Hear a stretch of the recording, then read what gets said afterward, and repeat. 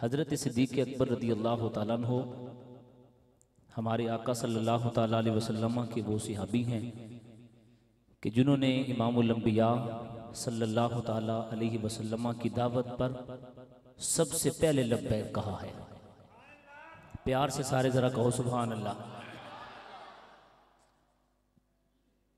हज़रत सैयदना सिद्दीक़ अकबर रदी अल्लाह तआला अन्हो जाने आलम सल्लल्लाहु तआला अलैहि वसल्लम के वफादार थे और बचपन से लेकर जवानी तक, जवानी से लेकर कबूल इस्लाम तक, कबूल इस्लाम से लेकर इमामुल अंबिया सल्लल्लाहु तआला अलैहि वसल्लम के विसाल तक आपको जिस जगह भी जाने आलम सल्लल्लाहु तआला अलैहि वसल्लम नजर आएंगे वहाँ ताजदार सदाकत सैयदना सिद्दीक़ अकबर भी आपको नजर आएंगे।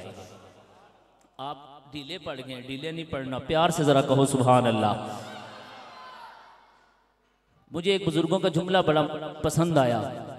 आप फरमाने लगे कि यूं तो जाने आलम सल्लल्लाहु तआला अलैहि वसल्लम का साया नहीं था, लेकिन जो साए की तरह हुजूर के साथ रहा जमाना उसे अबू बकर सिद्दीक कहता है। बहुत ढीले हो, शिकराल अले उच्ची आवाज न लाखो सुभान अल्लाह। काफी सारे सुनिए से जमा है ना, सारे शिकराल लेते नहीं, कोई बाहरों भी आए हो, कोई तालिब इल्म बैठे हो, शाह साहब आ सुन इंशाअल्लाह सुन, लेकिन वो सन पूरा इम्तिहान किनके याद सुन, लिहाजा तुसा जनाब प्यार नाल जरा मुस्कुरा के पर आखो सुभान अल्लाह। एक बार और बारी मचल ना लाखो सुभान अल्लाह। हजरत सिद्दीक़ अकबर रदी अल्लाह तआला, आज मान लोग ना बड़ी बड़ी बातें करते हैं, और मैं अक्सर एक अलाहना होना पे जनाब बातें करोड़ों की और दुकान पकौड़ों की। बातें करने वालों को क्या है कि वो बातें करते हैं, लेकिन आप किसी सच्चे सुच्चे सैयद से अगर पूछें कि अबू बकर सिद्दीक कौन है, वो ये कहता है, वो कहता है, वो कहता है, तो वो कहते हैं मुझसे पूछ तो मैं तुझे ये बात बताता हूं, ना माने से अबू बकर उमर का लब पर तू बिगड़ता है, वो तो पहलू में सुलाए हुए है। यार उच्ची बात अल्लाह सुभान अल्लाह। ओ मैं सैयदा नहीं गल करने के लगा, और सैयद भी आम सैयद नहीं, गोल्डे वाले सैयद जिनके पास हजरत गौस पाक का खास फैजान है, उनसे पूछो कि जनाब वो कहता है, वो कहता है, कहते ही ना सारे नु छोड़, मेरे को पुछ, मैं दसना तेनू, मैं हूं असली हुसैनी सैयद, मुझसे पूछ तो मैं तुझे ये बता रहा हूं, ना माने से अबू बकरो उमर का लब पर और ये बिगड़ता है, लेकिन वो तो पहलू में सुलाए हुए हैं। और क्यों ना सुलाए हुए हो, हजरत सिद्दीक़ अकबर ने वफादारी की हद कर दी, हद कर दी। हजरत सिद्दीक़ अकबर ने वफादारी की। हमारी मस्जिद को ये एजाज़ हासिल है, जामिया मस्जिद अल मीनार को, शायद आपको रावलपिंडी की मसाजिद अगर घूमने का इत्तेफाक हो तो बहुत कम मसाजिद में आपको ये चीज़ नज़र आएगी। हमारी मस्जिद को ये एजाज़ हासिल है कि यहाँ आपको अशरा मुबशरा सहाबा के नाम लिखे नजर आएंगे। आप पढ़ते जाइए कि जनाब सैयदना सिद्दीक़ अकबर, फिर हजरत फारूक आजम, फिर हजरत उस्मान गनी, तो आप किसी से पूछिए कि जनाब सैयदना उस्मान गनी, जनाब सैयदना उस्मान गनी रदी अल्लाह तआला अन्हु ने इस्लाम किसके कहने पर लाया है, तो आपको कोई आलिम ये बात बताएगा कि हजरत सिद्दीक़ अकबर के कहने पर। बोलो सही सुभान अल्लाह। हजरत सैयदना अली उल मुर्तज़ा तो मेरे महबूब अलैहिस्सलाम के घर में आपका सारा सिलसिला हुआ, आपकी सारी परवरिश हुई। उसके बाद हजरत तलहा को लीजिए। हजरत तलहा बिन उबैदिल्लाह कौन है? आम सहाबी नहीं है। जंगे ओहद के अंदर हजरत तलहा के जिस्म मुबारक पर 70 जख्म लगे हैं, हाथ शल हो गया हजरत तलहा का। और जनाब तलहा इतने जनाब नसीबों वाले सहाबी हैं कि हजरत अब्दुर्रहमान बिन औफ ने इमामुल अंबिया से जाकर इनकी शिकायत लगाई, किसी हवाले से माली मामला था। उन्होंने कहा हुजूर ये मामला है तलहा का, तो मेरे आका अलैहिस्सलाम ने फरमाया अब्दुर्रहमान तू उसकी शिकायत लगाता है कि जिसे अल्लाह ने जन्नत का वादा फरमा दिया है। और जनाब तलहा वो सहाबी हैं कि 70 जख्म लगे हैं, और तो जनाब सूरत हाल साड़ी ए है, ए राती असी आए ना, ए गल बड़ियां तलखियां, लेकिन ये फिर असा ही कर सकने सुना, ये हैं तलख बातें। आए तो फिर सारे हजरत सिद्दीक़ अकबर का जिक्र पाक सुनने के लिए और महफिल मुबारका सुनने के लिए हो, लेकिन यहाँ बैठे बहुत से ऐसे होंगे कि जिन्होंने इशा की नमाज नहीं पढ़ी होगी और फजर पढ़ने का भी इरादा कोई नहीं है, और दावा यह है कि हम सरकार के गुलाम हैं। और एक वो कौम भी है कि जी पंज को नहीं पढ़नी, जुम्मे ले जड़ा भी उनकी नसीब को नहीं होनी। तो जब बैठते हैं तो कहते हैं अबू बकर सिद्दीक वफादार नहीं था। मैंने कहा इस धरती पर अगर सिद्दीक वफादार नहीं है तो कोई वफादार मुझे भी ला के दिखा, मुझे भी ला के दिखा। ओए माल की बारी गई तो माल सरकार के कदमों पे, औलाद की बारी गई तो औलाद हुजूर के कदमों पर, वक्त की बारी गई तो वक्त हुजूर के कदमों पर। फिर मेरे महबूब ने भी ये बात कह दी, फरमाया अबू बकर सिद्दीक हम भी जमाने को दिखाएंगे, जमाना जो कहता है कहता रहे। अबू बकर सिद्दीक जिंदगी में भी तू मुस्तफा के साथ रहेगा, बाद अज़ विसाल भी तू इमामुल अंबिया के साथ रहेगा। तो जनाब तलहा बिन उबैदिल्लाह 70 जख्म लगे, लेकिन 70 जख्म लगने तो बाद भी गल खत्म कोई नहीं हुई। उसके बाद भी जब सरकार को उठाने की बारी गई तो जनाब तलहा अपने कंधों पर उठाकर वो ओहद का पहाड़ चढ़ गए। और जब वहां दरे के अंदर पहुंचे तो वो थोड़ी सी ऊंची जगह थी और सरकार ने डबल जीरा पहनी थी, मुशक्कत थी सरकार को ऊपर चढ़ने में।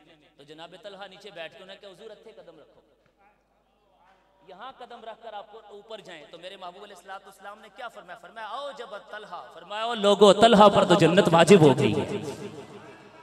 और ये तलहा किसके कहने पर इस्लाम लाए? हजरत सिद्दीक अकबर के कहने पर। आप इसके बाद पढ़िए हजरत अब्दुर्रहमान बिन नौफ को, इमामुल अंबिया के सहाबा में सबसे ज्यादा मालदार सहाबी। तो पूछे ना तारीख से भी और हदीस से भी और किताबों से भी कि अब्दुर्रहमान बिन नौफ ने किसके कहने पर इस्लाम कबूल किया, तो जमाना कहेगा जनाब सिद्दीक अकबर के कहने पर। तुसी बोलने कोई नहीं लगे हो इची बात ना लाखो सुन जे तुहाडा ख्याल है या शाह साहब 50,000 रुपए किन्हों ते तकरीर सुना दे तां सा बोलने जरा बंदा 50,000 किन के जनाब तकरीर करे तो वो तो फिर जरा मुश्किल काम है साडे कोलों, असी जनाब ये मामला कर ना सकने। लेकिन कदे कदे फ्री गल्लां भी सुनने की आदत पाओ अपने आप को, लेकिन जरा फ्री करा है ना उसकी गल्ला पर भी सुभान अल्लाह दिया करो।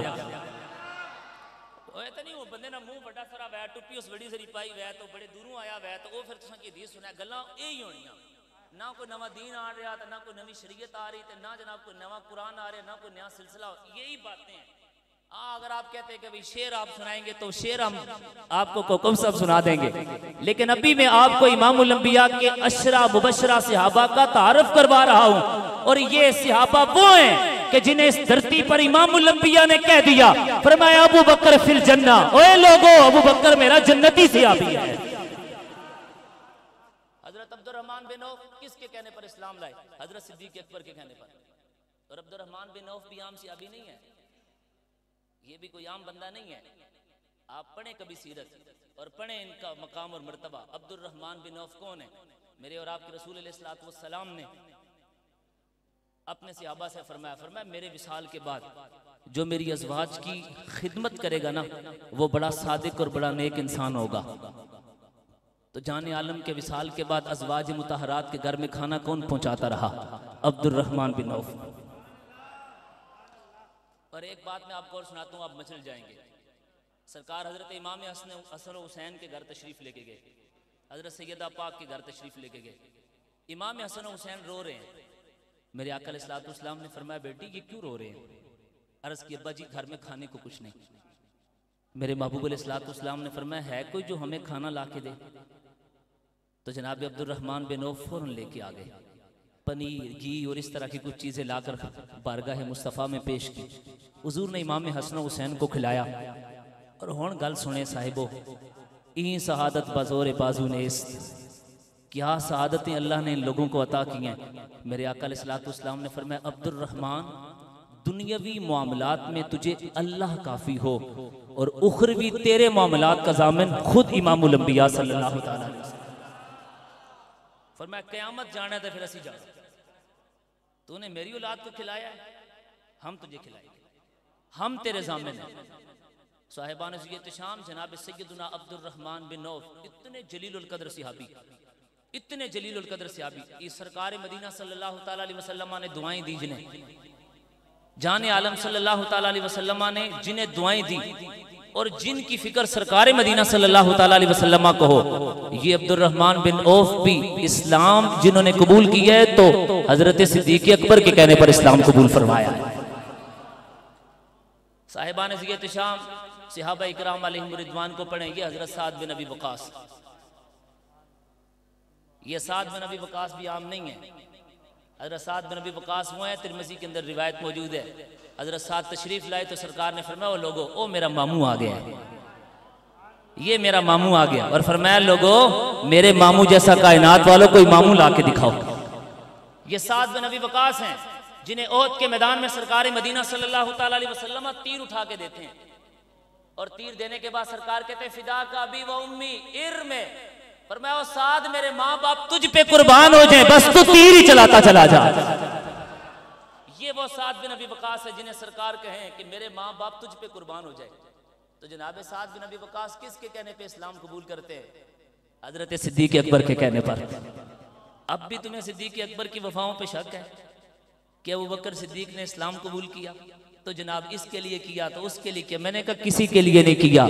अल्लाह ने इमामुल अंबिया सल्लल्लाहु तआला अलैहि वसल्लम के सहाबा में सबसे अफजलियत का ताज जनाब सिद्दीक़ अकबर के सर पे रखा इसलिए कि ये सारे के सारे हीरे जिसने सरकार के कदमों में लाकर खड़े किए, जमाना उसे अबू बकर सिद्दीक़ के नाम से याद करता है। और साहिबों में अपनी गुफ्तगू खत्म करता हूँ। मैं सिर्फ इसलिए खड़ा हो गया, दो चार बातें ये उलमाए किराम बुजुर्गों के सामने, मैंने कहा आप बोल नहीं रहे थे तो क्योंकि मस्जिद ना, फिर मैं खतीब खादिम आते, मेरी जिम्मेदारी बढ़नी तो सभी जुगाने नहीं जरा, और फिर नाले बसम वाले आखे शाह जी महफिल चलानी तो सही। मैं कहा चलो एक गल में भी तो नल कर दें। हज़रत सिद्दीक़ अकबर रज़ी अल्लाह तआला अन्हु की आप कभी सीरत पढ़े और ज़रा बरीक बीनी नल पढ़ो, आपको फिर पता चले। साहिबो इस्लाम सिर्फ नारे मारने का नाम नहीं है। हमें मसला पता है क्या बन गया है? हमारा मसला ये बन गया है कि हम समझते हैं महफिल करा के दी, नारे मार के दे, हाथ चाह के दे, पैसा ला के दा, देग एक दो खड़का के दियाँ, पाई जी असी पक्के जल्दी। और अल्लाह माफ़ करे, अल्लाह माफ़ करे, अब हमारे हालात ऐसे हैं कि अगर कोई बुजुर्ग आलम दीन अगर कोई ज़रा थोड़ी सख्त बात करे ना और कहे कि ओए खुदा दे बंदे नमाज़ा नहीं पढ़नी हो, इंसान बनो, अल्लाह को कैसे जवाब दो? तो लोगों को ए मौलवी जी तेरे को खुश्क जी है, तो जरा मौलवी करना पर हाथ रख के गल आखा भाई जनाब कबर दा खौफ दे दे के तुसी मैनू डरांदे हो, उथे सरकार ने आना ते कबर जाने ते नबी। मैं कि यार किसने तुझे कहा कबर दा खौफ दे दे के तुसी? कौन डराता है तुझे? कौन डरा रहे तेरे? कुरान डराता है, इमामुल अंबिया का फरमान डराता है। ये बुजुर्ग मेरे आलिम हैं, अगर मैं गलत कहूं तो ये मेरी इस्लाह कर सकते हैं। इमामुल अंबिया की सिफ्त है बशीर और नजीर होना।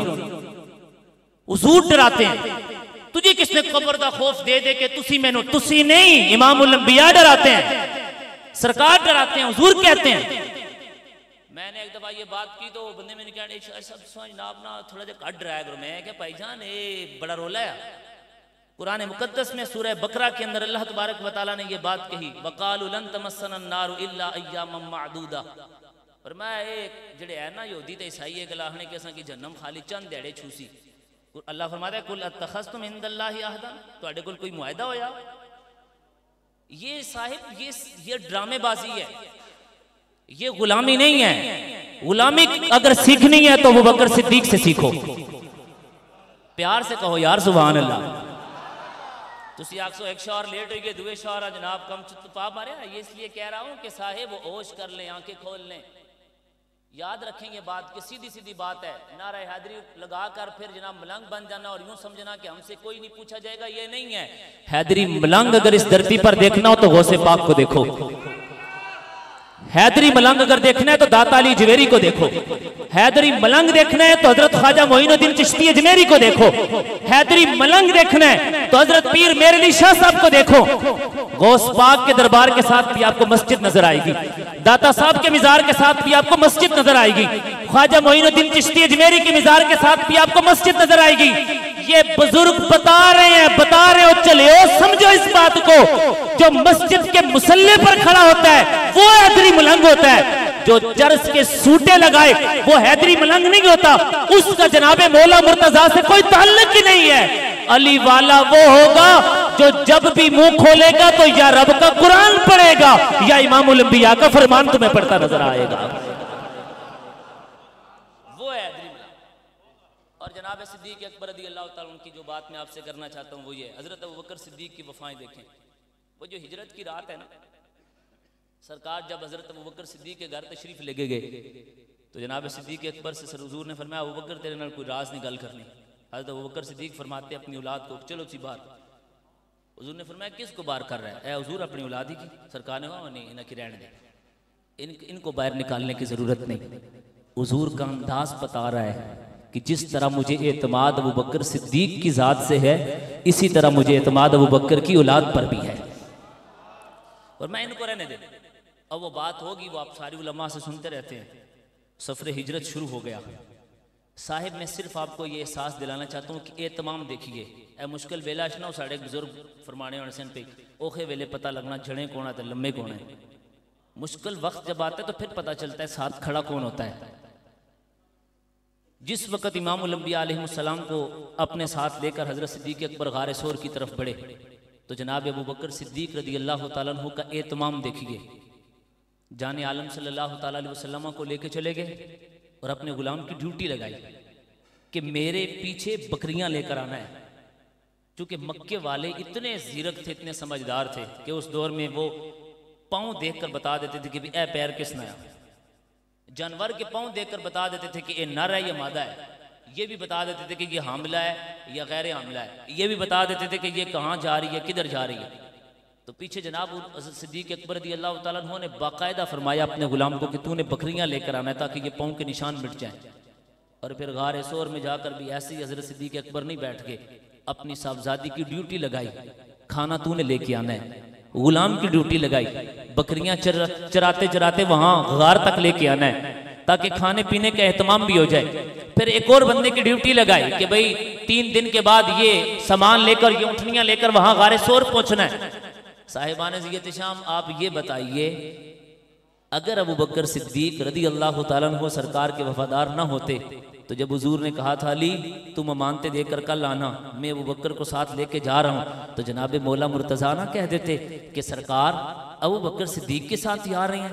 ये तो कोई काबिल एतमाद इंसान नहीं। अगर इमामुल अंबिया सल्लल्लाहु तआला अलैहि वसल्लम का इंतिखाब भी हो अबू बकर सिद्दीक और जनाब मौला मुर्तज़ा का एतमाद भी हो अबू बकर सिद्दीक, तो ये दोनों बता रहे हैं जिन्हें हमारे इंतिखाब पर एतराज हो वो हम में से नहीं।